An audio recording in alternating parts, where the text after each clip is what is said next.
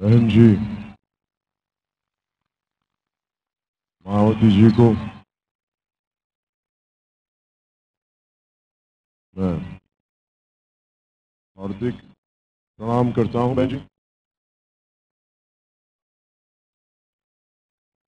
बहन जी, कुमारी मायावती गारिनी తెలంగాణ ఆంధ్రప్రదేశ్ తెలుగు ప్రజల తరపు నుంచి వారిని మనస్ఫూర్తిగా ఆహ్వానం పలుకుతున్నాం. రోజు చాలా ప్రత్యేకమైన రోజు, చాలా కీలకమైన రోజు, చాలా మలుపు తిప్పే రోజు. బహన్ జీ మాయావతి గారి గురించి చాలా మందికి తెలుసు, కానీ అందరూ ఆవిడ్ని బహన్ జీ అంటారు. కానీ ఆవిడ నాకు ఒక మాతృమూర్తి. దేనికి మాతృమూర్తి అనే పదం వాడతామంటే, చాలా మంది ఈ రోజున బహుజన్ సమాజ్ పార్టీ ఈ రోజు నేను ఇక్కడ ఉండడానికి చాలా మంది మాట్లాడుతున్నట్టుగా, వైసీపీ నాయకులు జగన్మోహన్ రెడ్డి గారు మాట్లాడుతున్నట్టుగా, తెలుగుదేశం నాయకులు మాట్లాడుతున్నట్టుగా బహుజన్ సమాజ్ పార్టీ తోటి నా అనుబంధం ఈరోజు బయటికి వచ్చింది. కానీ గత కొద్ది నెలలుగా నేను సామాజిక సమస్యల మీద, వీటన్నిటి మీద నేను చాలా లోతుగా విశ్లేషణ చేసి అధ్యయనం చేసినవాడిని. రాజకీయం డబ్బున్న వాళ్ళు, వారసత్వ బలం ఉన్నవాళ్ళు, వేల కోట్లు ఉన్నవాళ్లే రాజకీయం చేయగలరు. క్రిమినల్ బ్యాక్గ్రౌండ్ ఉన్నవాళ్ళు, మాఫియా బ్యాక్గ్రౌండ్ ఉన్నవాళ్ళు వీళ్ళే రాజకీయం చేయగలరు, సామాన్యులు చేయలేరు. ఒక వ్యక్తి ఎమ్మెల్యే కావాలి అంటే ఎమ్మెల్యే కూడా ఉండాలి, లేదంటే గొప్ప వారసత్వ బలం అన్నా ఉండాలి. ఇవన్నీ కాకుండా ఎందుకు నేను మాయావతి గారు, బహన్ జీ మాయావతి గారి మీద ఎందుకు ఇంత అపారమైన గౌరవం, ఎందుకు ఇంత అపారమైన అనురాగం? దేనికి అంటే, చాలా మందిలాగా ఇందిరాగాంధీ గారి లాగా ఆవిడ నెహ్రూ గారి కూతురు కాదు. చాలా మంది యువ నాయకుల్లాగా రాజవంశస్థులు కాదు. చాలా మంది మనకున్న నాయకులాగా ముఖ్యమంత్రులు బిడ్డ కాదు. ఒక సామాన్యమైన ఒక పోస్టల్ క్లర్క్ కూతురు. ఎలాంటి మిద్దుల మేడల్లో కాదు, చాలా సామాన్యమైన బస్తీల్లో, అంటే కనీస వసతులు లేని బస్తీల్లో బహన్ జీ గారు పెరుగుతూ సోషల్ రిఫార్మ్ అయిన శ్రీ కాన్షీరామ్ గారి ఆచరణా విధానం, అంబేద్కర్ గారి ఆలోచన విధానం, కాన్షీరామ్ గారి ఆచరణా విధానం, ఇవి రెండు పుణికి పుచ్చుకొని కొని ఉత్తరప్రదేశ్ లాంటి రాష్ట్రం ప్రపంచంలోనే అత్యధిక జనాభా కలిగిన అంటే ఒక్కొక్క దేశం లాంటిది ఏడో మన భారతదేశంలోనే అత్యధిక పెద్ద రాష్ట్రం, అత్యధిక ఎంపీ రాష్ట్రం. అంటే మనకి ఒక చిన్నపాటి ఒక వ్యక్తి, సామాన్యమైన వ్యక్తే రాజకీయాలకు రావాలంటే కష్టపడే పరిస్థితులు మనకి రాలేరు. నాలాంటి వాడే నలిగిపోతున్నాడు రాజకీయాల్లో.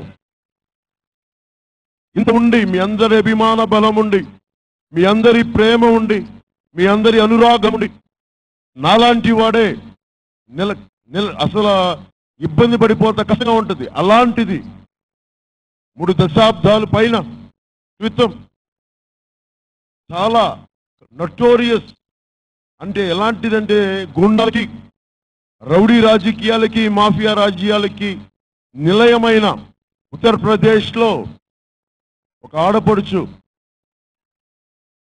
అణగారిన వర్గాల ఆడపడుచు, తండ్రి సింపుల్ పోస్టల్ క్లర్క్. అలాంటి ఆడపడుచు బయటికి వచ్చి పోరాటాలు చేసి 100 కిలోమీటర్లు, 1000 కిలోమీటర్లు సైకిల్ తొక్కి ప్రభావితం చేసి వేల కోట్లు లేకుండా, కిరాయి మూకలు లేకుండా, డబ్బులు పెట్టుబడి లేకుండా కేవలం తన మాటే, తన చేతలే పెట్టుబడిగా పెట్టి ఒకసారి కాదు ముఖ్యమంత్రి, 2 సార్లు కాదు, 4 సార్లు ఉత్తరప్రదేశ్ లాంటి అతిపెద్ద రాష్ట్రానికి ముఖ్యమంత్రి అయ్యారు. అలాంటి తల్లి నాకు చాలా మంది, ఇది నేను ఎందుకు స్ఫూర్తి తీసుకున్నాను, ప్రతి సభలో కాన్షీరామ్ గారి గురించి ఎందుకు మాట్లాడతాను, మాయావతి గారి గురించి ఎందుకు మాట్లాడతానంటే, స్వాతంత్ర్యం వచ్చిన తర్వాత ఎంతసేపు మనం బ్రిటిష్ వాళ్ళు కట్టిన కట్టడాల గురించి మాట్లాడతాం, లేదంటే మొఘలాయులు వచ్చిన కట్టడాల గురించి మాట్లాడతాం. కానీ ఒక్కళ్ళు మనం బలమైన కట్టడాలు, స్మారక చిహ్నాలు,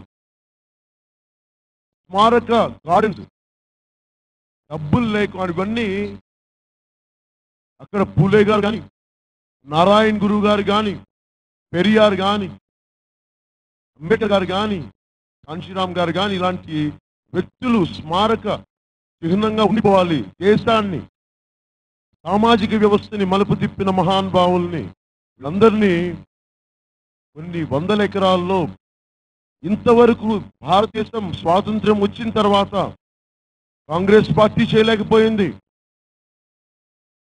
భారతీయ జనతా పార్టీ చేయలేకపోయింది. కానీ మాయావతి గారు చేయగలిగారు. గోపాల్. దాని ప్రభావమే ఆవిడ చూపించారు. కాబట్టి బెహెన్జీ మాయలో చూపించే వరకు మన నాయకుల్ని ఇలా గౌరవించుకోవాలి అని ఆవిడ చెప్పిన తర్వాత ఈ రోజున మోదీ గారు పటేల్ విగ్రహాన్ని కట్టగలిగారు. అది ఆవిడ అంత ప్రభావశీలురావు. ఆవిడ చెప్పారు ఎలా ఉంచాలని.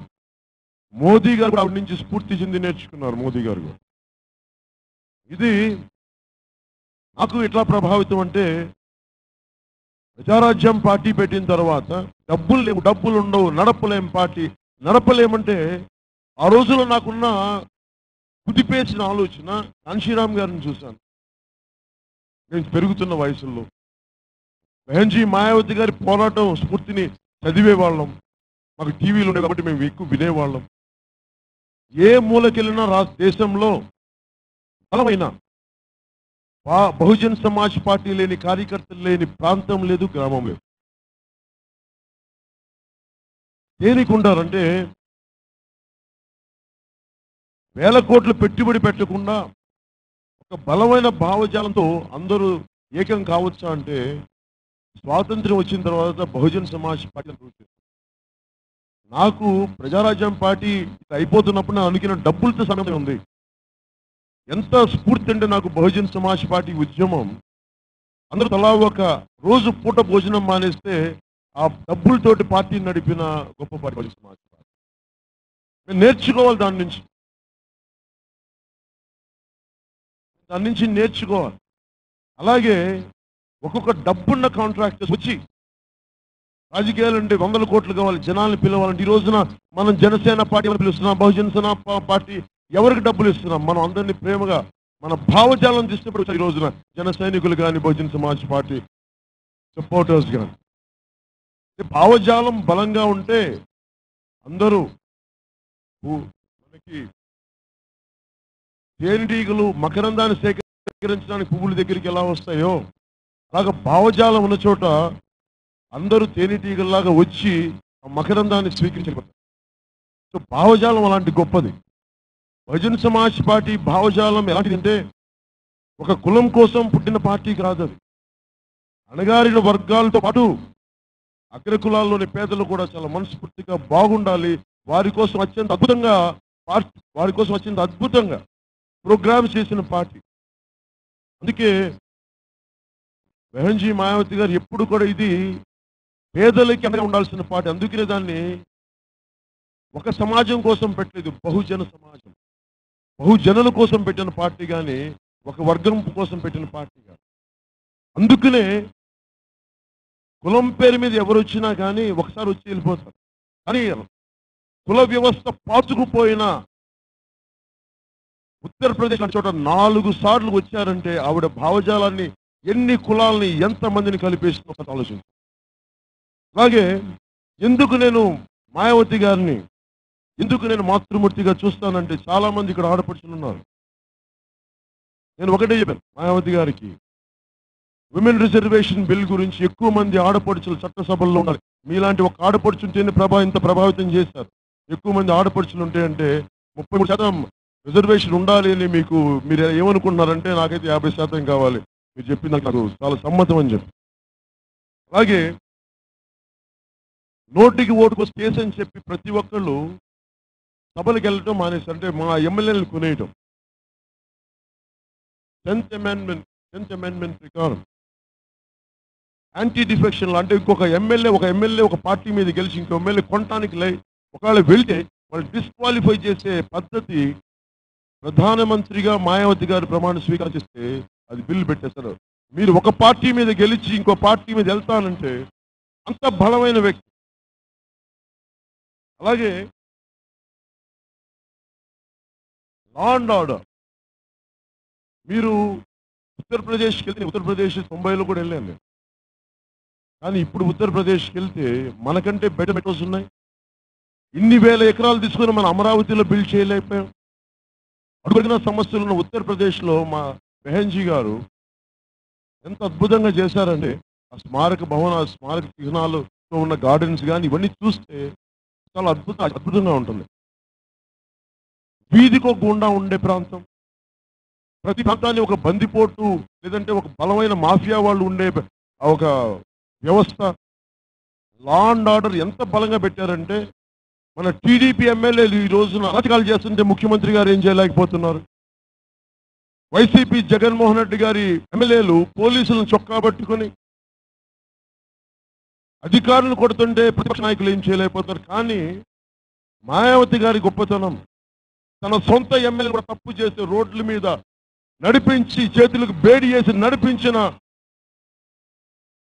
మహానుభావురాలు. అంత గొప్ప అంటే ఒక భావజాలానికి నిలబడితే తన మన భేదం లేకుండా అందరికీ సమానమే శిక్ష, సమాన చట్టానికి ఎవరో అతీతులు కాదని చెప్పిన గొప్ప వైనం ఇది. అలాంటి మాయావతి గారిని ఇంకా చాలా చెప్పాల్సినవి ఉన్నాయి. అలాంటిది ఆవిడ సమయం ఎక్కువ తీసుకోలేదు. అందుకని నేను ప్రత్యేకించి గౌరవించి ఇష్టంతో అనురాగంతో మాకు బెహన్జీ గారు మా మాతృమూర్తి లాంటి సమానురాలైన బెహన్జీ మాయావతి గారిని మీ దివ్య సందేశం ఇవ్వవలసిందిగా మేము మనస్ఫూర్తిగా మిమ్మల్ని ఆహ్వానిస్తాం.